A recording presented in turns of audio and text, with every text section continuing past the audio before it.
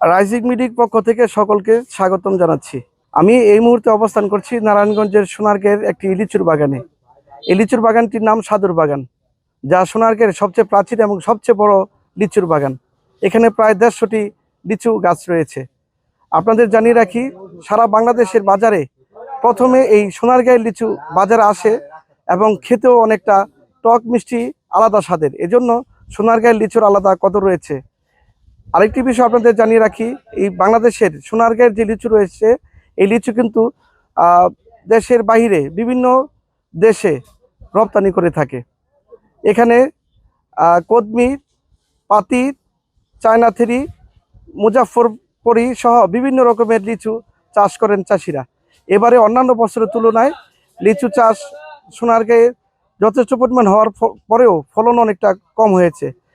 চাষিরা যেমনটা জানিয়েছেন, এখানে সময় মতো বৃষ্টি না হওয়া এবং অতিরিক্ত খরার কারণে, আবহাওয়ার পরিবর্তনের কারণেই অনেকটা লিচুর ফলন কম হয়েছে।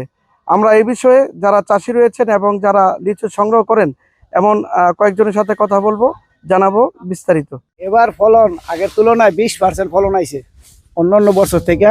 ঠিক আছে, এখন মালিক যারা কিনছে বাগানটা, তারা অনেক লস, তাদের সাথে আমরাও এখন মনে করেন যে লসের প্রতি। সোনারগাঁ গেছে বছর তুলনায় আমাদের এই সোনারগাঁয়ে অনেক মনে করেন লিচু এই উৎপাদনে অনেক ক্ষয়ক্ষতি হয়েছে। ঠিক আছে, গেছে বছর আমরা 100%-এর মধ্যে 20% ফলন আসছে।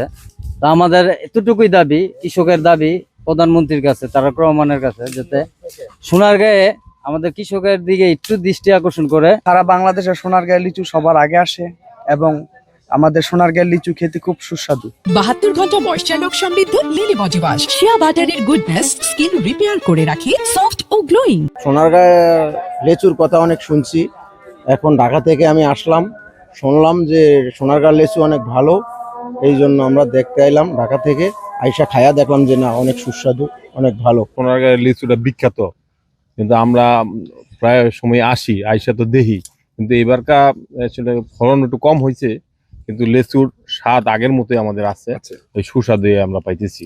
আর সবচেয়ে বড় কথা হলো যে আমাদের সোনারগাঁয়ের লিচুটার মধ্যে তো বাগানতে পাইরা মানুষের তো একটা ফলপ হয়ে গেছে, বাগানতে পাইরা সাথে সাথে বিক্রি হয়ে যায়।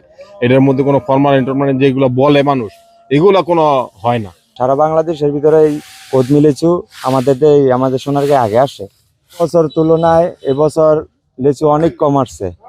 এই যে সাধুর বাগানের ভিতরে প্রায় 150 গাছ আছে। 150 গাছের ভিতরে আপনার 50টা গাছের লিচু আসছে কিন্তু কম, আর 100 গাছই মিস আছে।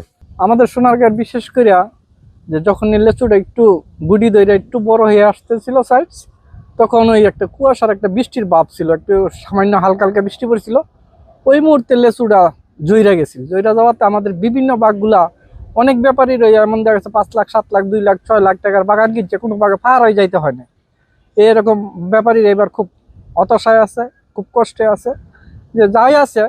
তো এখন মোটামুটি যেগুলো আছে, কিছু কিছু বাগানে দেখা গেছে 1 লাখ লিচু হবে, ওই জায়গায় 20,000 লিচু আছে। লিচুর বাজার কিন্তু খুবই ভালো, কিন্তু বাজার সোনারগাঁয়ের লিচুর এবার অন্য বছর তুলনায় অনেক অনেক হাই রেট আছে, কিন্তু বাজার ভালো, অলরেডি বিক্রি হয়েই গেছে মোটামুটি।